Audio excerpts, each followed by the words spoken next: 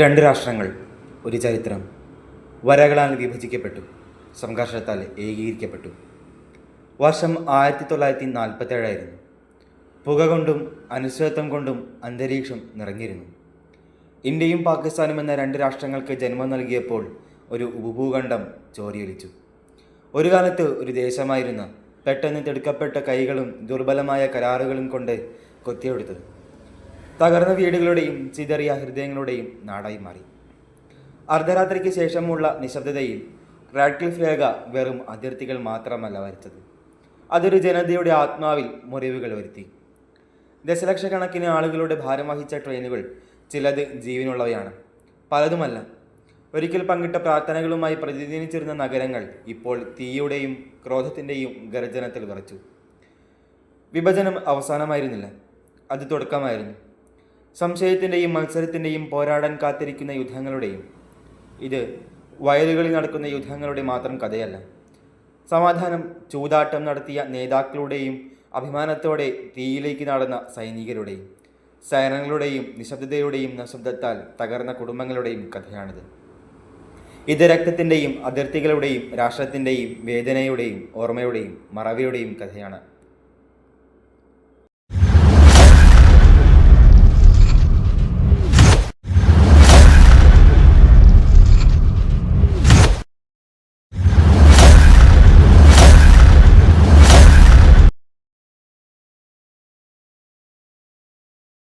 1947 സ്വാതന്ത്ര്യത്തിൻ്റെ വർഷമായിരുന്നു. എന്നാൽ രക്തരൂഷിതമായൊരു വർഷവുമായിരുന്നു. ബ്രിട്ടീഷ് കൊളോണിയൽ ഭരണത്തിൻ്റെ ചങ്ങലകൾ ഇന്ത്യ പൊട്ടിപ്പുറപ്പെട്ടിരുന്നു. പക്ഷേ ഉപഭൂഖണ്ഡം രണ്ടായി വിഭജിക്കപ്പെട്ടിരുന്നു, ഇന്ത്യയും പാകിസ്ഥാനും. സ്വാതന്ത്ര്യത്തിൻ്റെ സന്തോഷത്തിനിടയിൽ ദക്ഷിണേഷ്യയുടെ ചരിത്രത്തിലെ ഏറ്റവും ഇരുണ്ട അധ്യായങ്ങളിലൊന്ന് വന്നു. കാശ്മീർ സംഘർഷം, രാഷ്ട്രീയം, വഞ്ചന, സാധാരണക്കാരുടെ വേദന എന്നിവയിൽ മുങ്ങിക്കുളിച്ച ഒരു കഥ. ഈ കഥയുടെ കാതൽ അതിൻ്റെ സൗന്ദര്യത്തിന് പേരുകേട്ട ഒരു ദേശമായിരുന്നു ജമ്മു കാശ്മീർ എന്ന നാട്ടുരാജ്യം. മഞ്ഞുമൂടിയ പർവ്വതങ്ങളും പച്ച താഴ്വരകളും പുരാതന സംസ്കാരമുള്ളൊരു പ്രദേശം. എന്നാൽ കാശ്മീരിനെ ഇത്രയധികം പ്രാധാന്യമുള്ളതാക്കിയത് അതിൻ്റെ ഭൂമിശാസ്ത്രം മാത്രമല്ല, അതൊരു ഹിന്ദു രാജാവായ മഹാരാജ ഹരി സിംഗ് ഭരിച്ചിരുന്ന ഒരു മുസ്ലിം ഭൂരിപക്ഷ സംസ്ഥാനമായിരുന്നു എന്ന വസ്തുത കൂടിയായിരുന്നു. 1947 ബ്രിട്ടീഷുകാർ പോയപ്പോൾ 560-ലധികം നാട്ടുരാജ്യങ്ങൾക്ക് ഇന്ത്യയിലോ പാകിസ്ഥാനിലോ ചേരാനോ അല്ലെങ്കിൽ സ്വതന്ത്രമായി തുടരാനോ അവർ അനുമതി നൽകി. കാശ്മീരിലെ മഹാരാജാവ് ഹരി സിംഗ് ഒന്നും തിരഞ്ഞെടുത്തില്ല. കുറച്ചു കാലത്തേക്കെങ്കിലും സ്വതന്ത്രമായി തുടരാൻ അദ്ദേഹം ആഗ്രഹിച്ചു. എന്നാൽ ഇന്ത്യക്കും പാകിസ്ഥാനും ഇടയിലുള്ള കാശ്മീരിൻ്റെ സ്ഥാനം അതിനെ തന്ത്രപരവും പ്രതീകാത്മകവുമായ ഒരു സ്ഥാനമാക്കി മാറ്റി. മുസ്ലിം ഭൂരിപക്ഷം കാരണം കാശ്മീർ തങ്ങളുടേതായിരിക്കണമെന്ന് പാകിസ്ഥാൻ വിശ്വസിച്ചു. അതേസമയം മതേതര രാഷ്ട്രം മതത്തെ മാത്രം നിർണായക ഘടകമാക്കാൻ അനുവദിക്കില്ലെന്ന് ഉറപ്പാക്കാൻ ഇന്ത്യ ആഗ്രഹിച്ചു. എന്നാൽ വേഗത്തിലും അക്രമാസക്തമായും വികസിച്ച സംഭവങ്ങളാൽ ഹരി സിംഗിൻ്റെ സ്വാതന്ത്ര്യം സ്വപ്നം തകർന്നു. 1947 ഒക്ടോബർ 22 പാകിസ്ഥാന്റെ വടക്കു പടിഞ്ഞാറൻ അതിർത്തി പ്രവിശ്യയിൽ നിന്നുള്ള ഗോത്ര പോരാളികളുടെ ഒരു കൂട്ടം പഷ്തൂൺ ഗോത്രക്കാർ പാകിസ്ഥാൻ ആയുധധാരികളും പിന്തുണയുള്ളവരുമായി കാശ്മീർ ആക്രമിച്ചു. ഓപ്പറേഷൻ ഗുൽമാർഗ് എന്ന് വിളിക്കപ്പെടുന്ന അവരുടെ പ്രവർത്തനം സ്വതസിദ്ധമായ ഗോത്ര അഭിനിവേശം മാത്രമായിരുന്നില്ല. അതിന് ആസൂത്രണം, ഏകോപനം, പാകിസ്ഥാനി സൈനിക ഇന്റലിജൻസിന്റെ പരോക്ഷ പിന്തുണ എന്നിവ ഉണ്ടായിരുന്നു. ഏകദേശം 5000 പേരടങ്ങുന്ന ഈ ഗോത്ര കൊള്ളക്കാർ ശ്രീനഗറിലേക്ക് നീങ്ങുമ്പോൾ പ്രദേശത്തേക്ക് ഇരച്ചു കയറി കൊള്ളയടിക്കുകയും കത്തിക്കുകയും കൊല്ലുകയും ചെയ്തു. അവരുടെ അക്രമം ക്രൂരമായിരുന്നു. ശ്രീനഗറിലേക്കുള്ള യാത്രാമധ്യയുള്ള ഒരു ചെറിയ പട്ടണമായ ബാരാമുള്ള കൊള്ളയടിക്കപ്പെട്ടു. ആശുപത്രികളും പള്ളികളും കോൺവെന്റുകളും പോലും അവർ വെറുതെ വിട്ടില്ല. കന്യാസ്ത്രീകളും ആക്രമിക്കപ്പെട്ടു. ഹിന്ദുക്കളും മുസ്ലിമുകളും ഉൾപ്പെടുന്ന സാധാരണക്കാർ കുഴപ്പത്തിലകപ്പെട്ടു. ഇത് വെറുമൊരു അധിനിവേശമായിരുന്നില്ല, ഭീകരതയായിരുന്നു. തന്നെ സംസ്ഥാനത്തെ പ്രതിരോധിക്കാൻ ഇനി കഴിയില്ലെന്ന് മനസ്സിലാക്കിയ ഹരി സിംഗ് ജമ്മുവിലേക്ക് പലായനം ചെയ്ത് ഇന്ത്യയോട് സഹായത്തിനായി അഭ്യർത്ഥിച്ചു. എന്നാൽ പ്രധാനമന്ത്രി ജവഹർലാൽ നെഹ്റുവിൻ്റെ നേതൃത്വത്തിലുള്ള ഇന്ത്യൻ സർക്കാർ ഒരു നിബന്ധന വെച്ചു.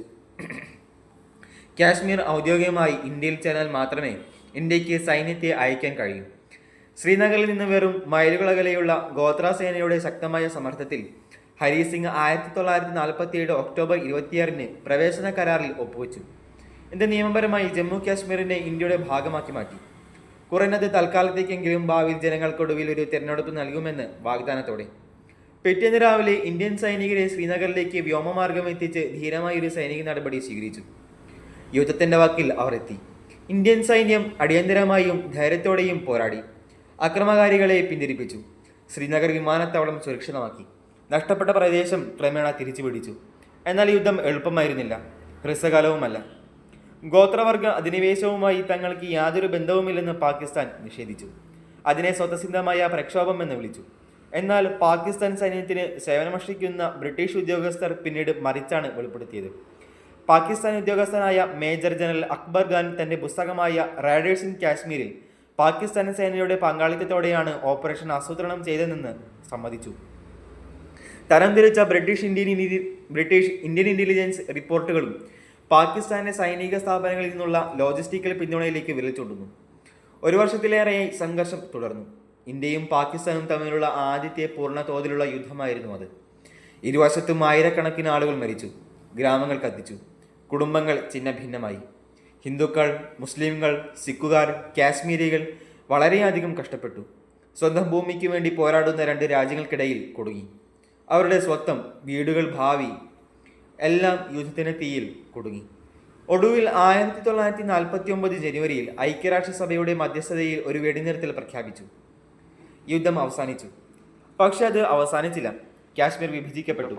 കാശ്മീർ താഴ്വര, ജമ്മു, ലഡാക്ക് എന്നിവയുൾപ്പെടെ സംസ്ഥാനത്തിന്റെ 2/3 ഭാഗവും ഇന്ത്യ നിയന്ത്രിച്ചു. 1/3 പാകിസ്ഥാൻ കൈവശം വെച്ചിരുന്നു. അതിനെ അവർ ആസാദ് കാശ്മീർ എന്നും ഗിൽഗിറ്റ് ബാൾട്ടിസ്ഥാൻ എന്നും വിളിച്ചു. എന്നാൽ ഈ യുദ്ധത്തിന്റെ യഥാർത്ഥ വില പ്രാദേശിക മാത്രമായിരുന്നില്ല, അത് വൈകാരികവും മാനുഷികവും ആത്മീയവുമായിരുന്നു. ഒരു കാലത്ത് അടുത്തടുത്തായി താമസിച്ചിരുന്ന കുടുംബങ്ങൾ ഇപ്പോൾ മുള്ളുവേലികളുടെ ഇരുവശങ്ങളിലുമായി. ഇനി സന്ദർശിക്കാൻ കഴിയാത്ത വീടിന്റെ കഥകൾ കേട്ടാണ് കുട്ടികൾ ഭൂമിയിലെ പർദീസ എന്നറിയപ്പെടുന്ന മനോഹരമായ കാശ്മീർ സംഘർഷത്തിന്റെയും വേദനയുടെയും രാഷ്ട്രീയ കളികളുടെയും പ്രതീകമായി മാറി. ഐക്യരാഷ്ട്രസഭ ഒരു ഹിതപരിശോധന വാഗ്ദാനം ചെയ്തു, കാശ്മീരിലെ ജനങ്ങളുടെ ഭാവി തീരുമാനിക്കാനുള്ള ഒരു വോട്ട്. പക്ഷേ ആ വോട്ട് ഒരിക്കലും വന്നില്ല. പാകിസ്ഥാൻ ആദ്യം തങ്ങളുടെ അധിനിവേശ പ്രദേശം ഒഴിയണമെന്ന് ഇന്ത്യ നിർബന്ധിച്ചു. പാകിസ്ഥാൻ വിസമ്മതിച്ചു. അങ്ങനെ നിലവിലുള്ള സ്ഥിതി തുടർന്നു. അതോടൊപ്പം പതിറ്റാണ്ടുകളായി നിലനിൽക്കുന്ന ഒരു തർക്കത്തിന്റെ തുടർന്നുള്ള വർഷങ്ങളിൽ കാശ്മീർ വെറുമൊരു രാഷ്ട്രീയ പ്രശ്നമായി മാത്രമല്ല, ഇന്ത്യക്കും പാകിസ്ഥാനും ഒരു വൈകാരിക പ്രശ്നമായി മാറും. പക്ഷേ ഈ കഥയിൽ ഏറ്റവും കൂടുതൽ മറന്നുപോയത് കാശ്മീരികളെ തന്നെയായിരിക്കും. അധിനിവേശത്തിൽ യാതൊരു പങ്കുമില്ലായിരുന്നു, ലയനത്തിൽ യാതൊരു പങ്കുമില്ലായിരുന്നു, യുദ്ധത്തിൽ യാതൊരു പങ്കുമില്ലായിരുന്നു. എന്നിട്ടും അവർ ഏറ്റവും വലിയ ഭാരം വഹിച്ചു. അവരുടെ വേദന, അവരുടെ സ്ഥലം മാറ്റം, അവരുടെ ഭയം, അത് പ്രദേശത്തിൻ്റെ ഓർമ്മയിൽ മായാതെ കിടക്കുന്നു. അധിനിവേശത്തെ ഓർക്കുന്ന മുത്തശ്ശിമാർ, നഷ്ടപ്പെട്ടവർക്കായി ഇപ്പോഴും കാത്തിരിക്കുന്ന കുടുംബങ്ങൾ. 1947-48 ആ ഒന്നാം യുദ്ധത്തിൻ്റെ പ്രതിനിധികൾ ഇപ്പോഴും കാശ്മീർ താഴ്വരകളെ വേട്ടയാടുന്നു. ഇന്നും സംഘർഷം പരിഹരിക്കപ്പെട്ടിട്ടില്ല. ആ ഒന്നാം യുദ്ധം ഭൂപടത്തിൽ ഒരു അതിർത്തി വരച്ചില്ല, അത് പ്രദേശത്തിൻ്റെ ആത്മാവിൽ ഒരു മുറിവ് വരച്ചു.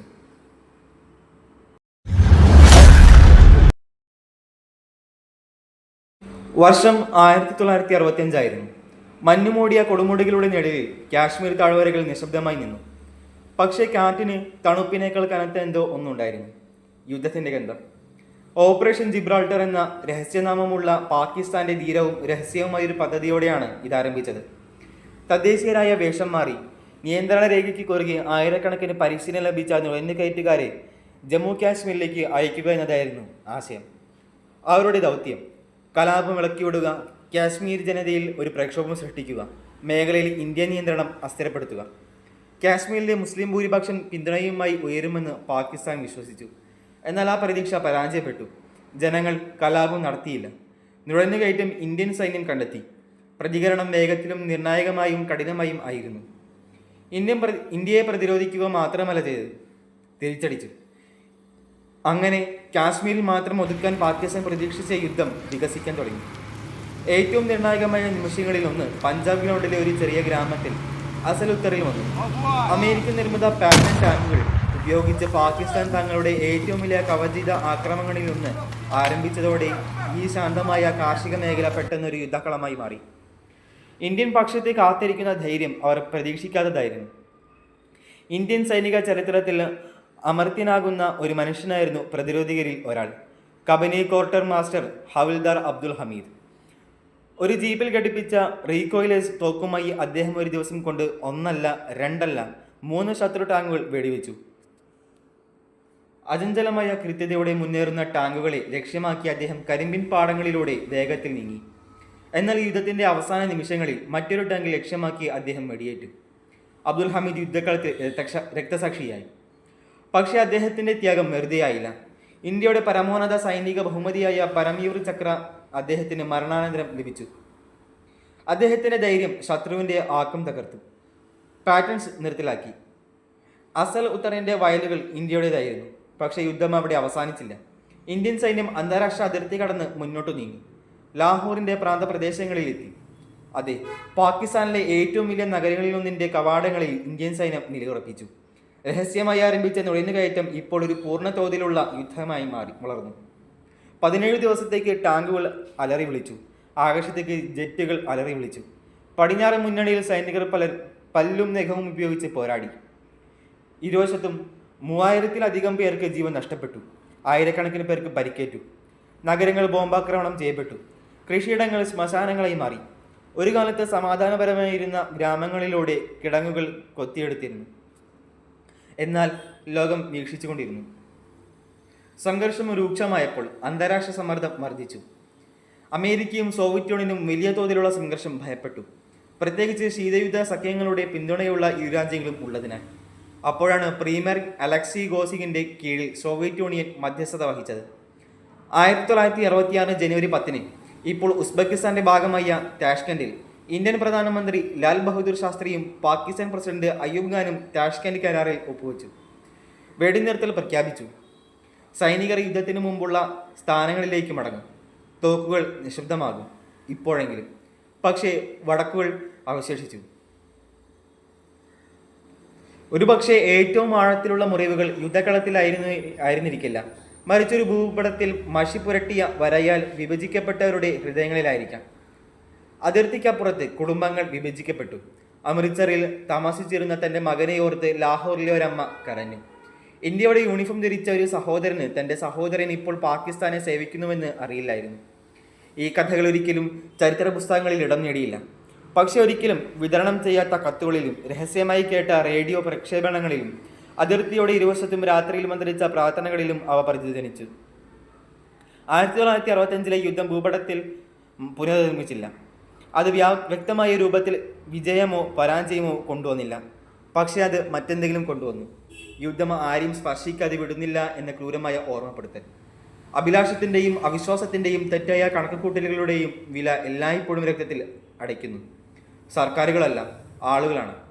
അത് തന്ത്രപരമായൊരു യുദ്ധമായിരുന്നു, അതെ. എന്നാൽ ത്യാഗത്തിൻ്റെയും നഷ്ടത്തിൻ്റെയും മെഡലുകളുടെയും തലക്കെട്ടുകളുടെയും കീഴിൽ കുടിച്ചിട്ട മനുഷ്യകഥകളുടെ. അങ്ങനെ 1965 രണ്ടാം ലോക മഹായുദ്ധത്തിൻ്റെ വർഷമായി മാത്രമല്ല, തീയും കോപവും വഴുന്ന ഒരു കാലഘട്ടമായി തുടരുന്നു. എന്നിട്ടും തുടർന്നുള്ള നിശബ്ദതയിൽ അതിർത്തിയുടെ ഇരുവശങ്ങളിലും മനുഷ്യത്വം നിശബ്ദമായി കരഞ്ഞു.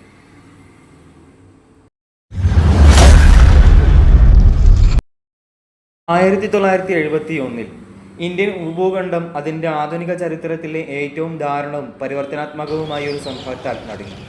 ബംഗ്ലാദേശ് വിമോചന യുദ്ധം.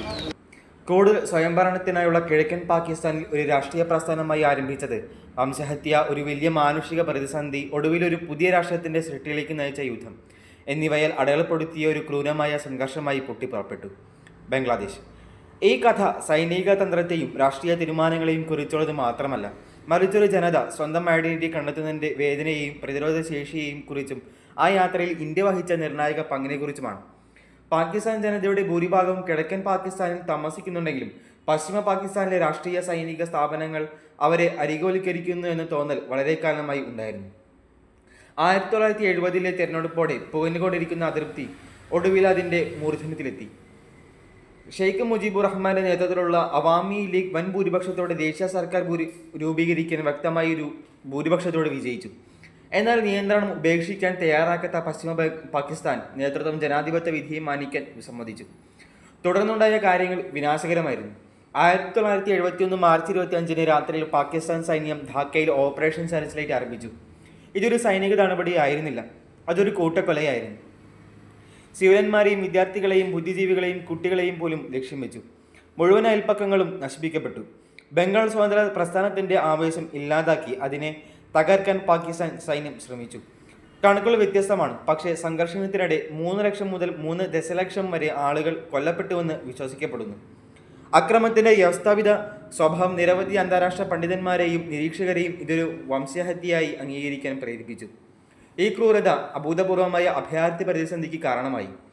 1971 പകുതിയോടെ 10 ദശലക്ഷത്തിലധികം ബംഗാളികൾ അയൽരാജ്യമായ ഇന്ത്യയിലേക്ക് പലായനം ചെയ്തു. പശ്ചിമ ബംഗാൾ, ആസാം, ത്രിപുര തുടങ്ങിയ സംസ്ഥാനങ്ങളിലേക്ക് ഒഴുകിയെത്തി. ഇവരും സംഖ്യകളല്ല. നഷ്ടം, ബലാത്സംഗം, പീഡനം, കുടിയിറക്കം എന്നിവയുടെ കഥകൾ വഹിക്കുന്ന മനുഷ്യജീവനുകളായിരുന്നു അവ. ഇതിനകം തന്നെ സ്വന്തം സാമ്പത്തിക വെല്ലുവിളികളുമായി പൊരുതുന്ന ഇന്ത്യ വലിയ സമ്മർദ്ദത്തെ നേരിട്ടു. അഭയാർത്ഥി ക്യാമ്പുകൾ നിറഞ്ഞു കവിഞ്ഞു, വിഭവങ്ങൾ കുറഞ്ഞു, അതിർത്തികളിൽ പിരിമുറുക്കങ്ങൾ വളർന്നു. എന്നാൽ വിഭവങ്ങളേക്കാൾ കൂടുതൽ ഭാരിച്ച മനുഷ്യരുടെ കഷ്ടപ്പാടുകളാണ്. പ്രധാനമന്ത്രി ഇന്ദിരാഗാന്ധിയുടെ നേതൃത്വത്തിൽ ഇന്ത്യ ധീരവും ധാർമ്മികവുമായൊരു നിലപാട് സ്വീകരിച്ചു. ഇതൊരു പ്രാദേശിക പ്രശ്നം മാത്രമല്ല, മാനുഷിക ദുരന്തമാണെന്ന് തിരിച്ചറിഞ്ഞ ഗാന്ധി അന്താരാഷ്ട്ര പിന്തുണ സമാഹരിക്കാൻ തുടങ്ങി. കിഴക്കൻ പാകിസ്ഥാനിൽ നടക്കുന്ന അതിക്രമങ്ങൾ തുറന്നുകാട്ടാനും ഒരു സമവായം സൃഷ്ടിക്കാനും ശ്രമിച്ചുകൊണ്ട് അവർ വാഷിംഗ്ടൺ, ലണ്ടൻ ഉൾപ്പെടെയുള്ള പാശ്ചാത്യ സംസ്ഥാനങ്ങളിലേക്ക് യാത്ര ചെയ്തു. എന്നാൽ ആഗോള പ്രതികരണം നിശബ്ദമായിരുന്നു. പ്രത്യേകിച്ച് പ്രസിഡന്റ് നിക്സണും സ്റ്റേറ്റ് സെക്രട്ടറി ഹെൻറി കിസിംഗറും പാകിസ്ഥാന്റെ സൈനിക ഭരണാധികാരി ജനറൽ യഹിയ ഖാനുമായി അടുത്ത ബന്ധം പുലർത്തിയിരുന്ന അമേരിക്കയിൽ നിന്നു. കൂട്ടക്കളുടെ വ്യാപ്തിയെക്കുറിച്ച് US ഭരണകൂടത്തിന് പൂർണ്ണമായി അറിയാമായിരുന്നു. പക്ഷേ മനുഷ്യാവകാശങ്ങൾക്ക് പകരം തന്ത്രപരമായ താൽപ്പര്യങ്ങളാണ് തിരഞ്ഞെടുത്തെന്ന് CIA റിപ്പോർട്ട് ചെയ്തു. സ്വന്തം നാട്ടിൽ തിരിച്ചെത്തിയ ഇന്ദിരാഗാന്ധിയുടെ സർക്കാർ ബംഗാളി ഗറില്ല പ്രതിരോധ സേനയായ മുക്തി ബഹിനിയെ രഹസ്യമായി പിന്തുണയ്ക്കാൻ തുടങ്ങി. ഈ പോരാളികൾക്കായി ഇന്ത്യൻ സൈനിക പരിശീലന ക്യാമ്പുകൾ തുറന്നുകൊടുത്തു. ആയുധങ്ങൾ, രഹസ്യാന്വേഷണം, ലോജിസ്റ്റിക്കൽ പിന്തുണ എന്നിവ നൽകി. ഈ തന്ത്രപരമായ സഹകരണം പാകിസ്ഥാൻ സൈന്യത്തിൻ്റെ മേഖലയിലെ പിടി ദുർബലപ്പെടുത്തുന്നതിൽ നിർണായകമായി. ഇതൊരു ധീരമായ തീരുമാനമായിരുന്നു. ഇന്ത്യ അടിസ്ഥാനപരമായി യുദ്ധത്തിന് തയ്യാറെടുക്കുകയായിരുന്നു. എന്നാൽ ഇന്ത്യൻ പൗരന്മാരും ഇതിനെ ആഴത്തിൽ പിന്തുണച്ചു. അവരിൽ പലരും ബംഗാളി ജനതയുടെ കഷ്ടപ്പാടുകൾ പങ്കിട്ട സംസ്കാരത്തിനും ഭാഷയ്ക്കും മനുഷ്യത്വത്തിനും നേരെയുള്ള അപമാനമായി കണ്ടു. 1971 ഡിസംബറോടെ സ്ഥിതിഗതികൾ ഒരു തിരിച്ചുവരവില്ലാത്ത അവസ്ഥയിലേക്ക് വഷളായി. ഡിസംബർ 3 പടിഞ്ഞാറൻ മേഖലയിലെ ഇന്ത്യൻ വ്യോമത്താവളങ്ങളിൽ പാകിസ്ഥാൻ വ്യോമാക്രമണം നടത്തി. ഇത് ഇന്ത്യയുടെ ഔപചാരിക യുദ്ധപ്രവേശനത്തിന് കാരണമായി. തുടർന്ന് നടന്നത് വേഗതയേറിയതും നിർണായകവുമായ ഒരു സൈനിക നീക്കമായിരുന്നു. വെറും 13 ദിവസത്തിനുള്ളിൽ ഇന്ത്യൻ സൈന്യം മുക്തി ബാഹിനിയുമായി ചേർന്ന് കിഴക്കൻ മേഖലയിലെ പാകിസ്ഥാൻ സേനയെ കീഴടക്കി. ധാക്കയിലേക്ക് അതിവേഗം മുന്നേറിക്കൊണ്ട് ഇന്ത്യൻ സൈന്യം സൈനിക തന്ത്രത്തിൽ ഒരു മാസ്റ്റർ ക്ലാസ് നടപ്പിലാക്കി. 1971 ഡിസംബർ 16 ദക്ഷിണേഷ്യൻ ചരിത്രത്തിലെ ഏറ്റവും ശ്രദ്ധേയമായ നിമിഷങ്ങളിലൊന്നായി നിലനിൽക്കുന്ന 93,000 പാകിസ്ഥാൻ സൈനികർ ധാക്കയിലെ റേസ് കോഴ്സ് ഗ്രൗണ്ടിൽ ഇന്ത്യയും മുക്തി ബാഹിനിയും സംയുക്തമായി നടത്തിയ കീഴടങ്ങലായിരുന്നു അത്. രണ്ടാം ലോക മഹായുദ്ധത്തിന് ശേഷമുള്ള ഏറ്റവും വലിയ കീഴടങ്ങലായിരുന്നു അത്. ആ നിമിഷം ഒരു യുദ്ധത്തിൻ്റെ അവസാനത്തെ അടയാളപ്പെടുത്തിയില്ല, അതൊരു പുതിയ രാഷ്ട്രത്തിൻ്റെ ജനനത്തെ അടയാളപ്പെടുത്തി. ബംഗ്ലാദേശ് തീയിൽ നിന്നും രക്തത്തിൽ നിന്നും പിറന്നു. മാത്രമല്ല പ്രതീക്ഷയിൽ നിന്നും സ്വത്വത്തിൽ നിന്നുമാണ്. നൂറ്റാണ്ടുകളുടെ സാംസ്കാരിക അടിച്ചമർത്തലിനും പതിറ്റാണ്ടുകളുടെ രാഷ്ട്രീയ അടിമത്തത്തിനും ശേഷം ബംഗാളി ജനതയ്ക്ക് ഇപ്പോൾ അവരുടെ ഭാഷ, സംഗീതം, സ്വപ്നങ്ങൾ എന്നിവയുമായി പ്രതിധ്വനിക്കുന്ന ഒരു മാതൃരാജ്യമുണ്ട്. ഈ ചരിത്ര നിമിഷത്തിൽ ഇന്ദിരാഗാന്ധി ഒരു കേന്ദ്ര വ്യക്തിത്വമായി ഉയർന്നു വന്നു. അവരുടെ നേതൃത്വം ദൃഢനിശ്ചയവും തന്ത്രപരവും ആഴത്തിൽ സഹാനുഭൂതിയും ഉള്ളതായിരുന്നു. അന്താരാഷ്ട്ര സമ്മർദ്ദവും ആഭ്യന്തര വെല്ലുവിളികളും അവർ നേരിട്ടെങ്കിലും നീതിക്കും മനുഷ്യത്വത്തിനും അവർ മുൻഗണന നൽകി. സ്വന്തം നാട്ടിൽ പൊതുജന വികാരം അതിശക്തമായിരുന്നു. ഒരു സഖ്യകക്ഷി എന്ന നിലയിൽ മാത്രമല്ല, ഒരു ധാർമ്മിക അനിവാര്യത എന്ന നിലയിലും ഇന്ത്യക്കാർ ബംഗ്ലാദേശിനെ പിന്തുണച്ചത് ഒറ്റക്കെട്ടായി നിന്നു. ഇന്നും 1971 സംഭവങ്ങൾ ഉപഖണ്ഡത്തിലുടനീളം ആഴത്തിൽ പ്രതിധ്വനിക്കുന്നു. അവ നമ്മെ പ്രതിരോധശേഷിയുടെ ശക്തി, അടിച്ചമർത്തലിൻ്റെ വില, ആളുകൾ അവരുടെ സ്വത്വത്തിനും സ്വാതന്ത്ര്യത്തിനും വേണ്ടി ഒന്നിച്ചു നിൽക്കുമ്പോൾ ഉയർന്നുവരുന്ന ശക്തി എന്നിവയെ ഓർമ്മിക്കുന്നു. ബംഗ്ലാദേശിൻ്റെ വിമോചനം ആയുധങ്ങളുടെ വിജയം മാത്രമായിരുന്നില്ല, അത് മാനവികതയുടെ വിജയമായിരുന്നു.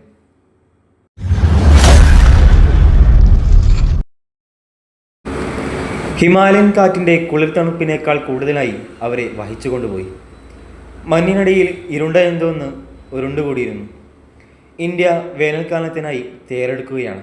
എന്നാൽ ജമ്മു കാശ്മീരിലെ കാർഗിൽ പർവ്വതനിരകളുടെ ഉയരങ്ങളിൽ ഒരു വഞ്ചന ഇതിനകം വേരൂന്നിയിരുന്നു. ആ വർഷം തീവ്രവാദികളായും കാശ്മീരി കലാപകാരികളായും വേഷം മാറിയ ഒരു കൂട്ടം പാകിസ്ഥാൻ സൈനികർ നിശബ്ദമായി നിയന്ത്രണ രേഖ കടന്നു. മേഖലയിൽ ഇന്ത്യ പാക് സൈന്യങ്ങളെ വേർതിരിക്കുന്ന യഥാർത്ഥ അതിർത്തി. അവരുടെ ദൗത്യം രഹസ്യമായും കണക്കുകൂട്ടലോടെയും ആയിരുന്നു. കഠിനമായ കാലാവസ്ഥ കാരണം ശൈത്യകാലത്ത് സാധാരണയായി ഒഴിപ്പിച്ചിരുന്ന തന്ത്രപ്രധാനമായ ഇന്ത്യൻ സൈനിക പോസ്റ്റുകൾ കൈവശപ്പെടുത്തുക. 1999 മെയ് മാസത്തിൽ ഇന്ത്യ നുഴഞ്ഞുകയറ്റം കണ്ടെത്തിയപ്പോഴേക്കും അതൊരു ചെറിയ ലംഘനമായിരുന്നില്ല, അതൊരു പൂർണ്ണമായ സൈനിക അധിനിവേശമായിരുന്നു. ഇന്ത്യൻ സൈന്യം അത്ഭുതപ്പെട്ടു. കാർഗിൽ സെക്ടറിലെ കുത്തനെയുള്ളതും പാറക്കെട്ടുള്ളതുമായ ഭൂപ്രദേശങ്ങളിലെ പ്രധാന ആകർഷണ കേന്ദ്രങ്ങൾ ടോളോലിം, ടൈഗർ ഹിൽ, ഡ്രാസ് തുടങ്ങിയ സ്ഥലങ്ങൾ ശത്രുക്കൾ പിടിച്ചെടുത്തിരുന്നു. ഈ സ്ഥാനങ്ങൾ വെറും പർവ്വതങ്ങളല്ല, അവ ജീവരേഖകളായിരുന്നു. അവരെ പിടിച്ചിരിക്കുന്ന ആർക്കും ശ്രീനഗറിനെ ലേയുമായി ബന്ധിപ്പിക്കുന്ന ദേശീയപാത NH-1 കാണാൻ കഴിയുമായിരുന്നു. അത് ലഡാക്ക്, കാശ്മീർ താഴ്വര എന്നിവയുടെ സുരക്ഷയെ തന്നെ ഭീഷണിപ്പെടുത്തി. ഇന്ത്യ വേഗത്തിൽ പ്രതികരിച്ചു. ഓപ്പറേഷൻ വിജയ് എന്നാണ് ഈ ഓപ്പറേഷന് പേരിട്ടത്. എന്നാൽ ഇത് സാധാരണ യുദ്ധമായിരുന്നില്ല. സമതലങ്ങളിലോ ജനവാസ മേഖലകളിലോ നടന്ന മുൻകാല സംഘർഷങ്ങളിൽ നിന്ന് വ്യത്യസ്തമായി ഇതൊരു ഉയർന്ന യുദ്ധമായിരുന്നു. 16,000 മുതൽ 18,000 അടി വരെ ഉയരത്തിൽ നടന്നു. അവിടെ ശ്വസനം പോലും ഒരു വെല്ലുവിളിയായിരുന്നു. രാത്രി താപനില -10 ഡിഗ്രിയിൽ താഴെയായി. ഓരോ വെടിയുണ്ടയും ഓരോ കാലടിയും ഓരോ ശ്വാസവും അതിജീവനത്തിനായുള്ള പോരാട്ടമായിരുന്നു. ഇന്ത്യൻ സൈനികർ മഞ്ഞുമൂടിയ ചെരുവുകളിൽ കയറാൻ തുടങ്ങി. പലപ്പോഴും ഇരുട്ടിൻ്റെ മറവിൽ ലംബമായ പാറക്കെട്ടുകളിൽ കയറുന്നു. ഭാരമേറിയ ആയുധങ്ങൾ വഹിച്ചു. അവരുടെ യൂണിഫോമുകൾ പാറകളുമായി ലയിക്കുന്നു. അവരുടെ ഹൃദയങ്ങൾ ദൃഢനിശ്ചയത്താൽ ജ്വലിക്കുന്നു. ഈ ധീരനായ ആളുകളിൽ ഒരു യുവ ഓഫീസർ ക്യാപ്റ്റൻ വിക്രം ബത്രയും ഉണ്ടായിരുന്നു. വെറും 24 വയസ്സ്, പക്ഷേ 100 പേരുടെ ധൈര്യത്തോടെ. പോയിന്റ് 5140 പിടിച്ചെടുക്കുന്നതിൽ അദ്ദേഹം തൻ്റെ ആളുകളെ നയിച്ചു. ഒരു നിർണായക കൊടുമുടി. വിജയത്തിനു ശേഷം തൻ്റെ കമാൻഡിംഗ് ഓഫീസർ റിപ്പോർട്ട് ആവശ്യപ്പെട്ടപ്പോൾ ബത്രയെ ദിൽ മാംഗോ മോർ എന്ന റോഡിലൂടെ മറുപടി പറഞ്ഞു. ഒരു കാലത്ത് പരസ്യ മുദ്രാവാക്യമായിരുന്ന ആ വാചകം ഇന്ത്യയുടെ ആത്മാവിൻ്റെ പ്രതീകമായി മാറി. എന്നാൽ യുദ്ധം അവസാനിച്ചിരുന്നില്ല. ദിവസങ്ങൾക്ക് ശേഷം പോയിന്റ് 487 നടന്ന മറ്റൊരു ആക്രമണത്തിൽ ശത്രുവിൻ്റെ തീവ്രമായ വെടിവയ്പിൽ സഹ ഓഫീസറെ രക്ഷിക്കാൻ വിക്രം ബത്ര മുന്നോട്ട് കുതിച്ചു. അദ്ദേഹം വിജയിച്ചു, പക്ഷെ സ്വന്തം ജീവൻ പോലും പണയപ്പെടുത്തി. അദ്ദേഹത്തിൻ്റെ ത്യാഗം ഇതിഹാസമായി മാറി. ഇന്ത്യക്കൊരു സിംഹത്തെ നഷ്ടപ്പെടുകയും ചെയ്തു, പക്ഷേ നിത്യധീരരുടെ പ്രതീകം നേടി. മറ്റൊരു നായകനുണ്ടായിരുന്നു, ഗ്രനേഡിയർ യോഗേന്ദ്ര സിംഗ് യാദവ്. 19 വയസ്സ് ഉള്ളപ്പോൾ ശത്രുക്കളുടെ കനത്ത മെഷീൻ ഗൺ വെടിവയ്പിൽ അദ്ദേഹം ടൈഗർ കുന്നിൻ്റെ ഒരു കുത്തനെയുള്ള പാറക്കെട്ടിലേക്ക് കയറാൻ സന്നദ്ധനായി. നിരവധി തവണ വെടിയേറ്റു. വെടിയുണ്ടകൾ ശരീരത്തിലൂടെ കീറി മുറിച്ചു. എന്നിട്ടും അദ്ദേഹം വീണില്ല. രക്തം പുരണ്ട കൈകളോടെ പിടിയിൽ ഉറച്ചു നിൽക്കുന്ന അദ്ദേഹം അതിൽ കയറി. ശത്രു ബങ്കറുകളിലേക്ക് ഗ്രനേഡുകൾ എറിഞ്ഞു. തൻ്റെ ടീമിനെ കൊടുമുടി പിടിച്ചെടുക്കാനുള്ള വഴിയൊരുക്കി. അത്ഭുതകരമായി അദ്ദേഹം അതിജീവിച്ചു. പരമവീർ ചക്രം ലഭിച്ച ഏറ്റവും പ്രായം കുറഞ്ഞ വ്യക്തികളിൽ ഒരാളായി. എന്നാൽ യുദ്ധം എന്നത് പ്രദേശത്തെക്കുറിച്ച് മാത്രമല്ല, അത് ആളുകളെക്കുറിച്ചും കൂടിയാണ്. നമുക്കും അധിനിവേശക്കാരനും ഇടയിൽ നിന്ന് പുത്രന്മാരെയും സഹോദരന്മാരെയും ഭർത്താക്കന്മാരെയും. അവരുടെ വീട്ടിലേക്കുള്ള കത്തുകൾ അവരുടെ ഉരുക്ക് ദൃഢനിശ്ചയത്തിന് പിന്നിലെ വേദനാജനകമായ ദുർബലത വെളിപ്പെടുത്തി. ഒരു സൈനികൻ തൻ്റെ ഭാര്യയ്ക്ക് എഴുതി, ഞാൻ തിരിച്ചു വന്നാൽ ഞങ്ങൾ ഒരുമിച്ച് ചിരിക്കും, ഇല്ലെങ്കിൽ നിങ്ങൾ ഒറ്റയ്ക്ക് പുഞ്ചിരിക്കണം. മറ്റൊരാൾ തൻ്റെ പിഞ്ചുകുഞ്ഞിനെ എഴുതി, ഞാൻ നിങ്ങളെ കണ്ടേക്കില്ല, പക്ഷേ എൻ്റെ സ്നേഹം നിങ്ങളുടെ സിരകളിലുണ്ടാകും. 1999 ജൂലൈ ആയപ്പോഴേക്കും 500-ലധികം ഇന്ത്യൻ സൈനികർ ജീവൻ ബലിയർപ്പിക്കുകയും ആയിരക്കണക്കിന് പേർക്ക് പരിക്കേൽക്കുകയും ചെയ്ത ശേഷം ഇന്ത്യൻ നുഴഞ്ഞുകയറ്റക്കാരെ വിജയകരമായി പിന്തിരിപ്പിച്ചു. ടോളോലിം മുതൽ ടൈഗർ ഹിൽ വരെയുള്ള ഓരോ ഇഞ്ച് ഭൂമിയും തിരിച്ചു പിടിച്ചു. അന്താരാഷ്ട്ര സമ്മർദ്ദം പാകിസ്ഥാനെ പിൻവാങ്ങാനും സ്വന്തം സൈനികരെ നിഷേധിക്കാനും നിർബന്ധിതരാക്കി. കൊല്ലപ്പെട്ടവരിൽ പലരും പേരില്ലാത്തവരും അവകാശമില്ലാത്തവരുമായിരുന്നു. ജൂലൈ 26-ന് യുദ്ധം അവസാനിച്ചു. ഇപ്പോൾ കാർഗിൽ വിജയ് ദിവസ് എന്ന് ഓർമ്മിക്കപ്പെടുന്നു. കാർഗിൽ യുദ്ധം വെറുമൊരു സൈനിക നടപടി മാത്രമായിരുന്നില്ല. ജാഗ്രതയുടെയും ത്യാഗത്തിൻ്റെയും സ്വാതന്ത്ര്യത്തിൻ്റെയും വിലയുടെയും പാഠമായിരുന്നു അത്. അതിർത്തികൾ സംരക്ഷിക്കാൻ മാത്രമല്ല, പർവ്വതങ്ങളിൽ വീണുപോയവരുടെ രക്തത്തെ ആദരിക്കാനും ഇന്ത്യൻ സൈന്യം പോരാടുമെന്ന് അത് ലോകത്തിന് കാണിച്ചു കൊടുത്തു. സമാധാനം നൽകപ്പെടുന്നില്ല, പലപ്പോഴും വേദനയോടും കണ്ണീരോടെയും ധീരതയോടെയും അത് നേടിയെടുക്കാമെന്ന് അത് നമ്മെ ഓർമ്മിപ്പിച്ചു.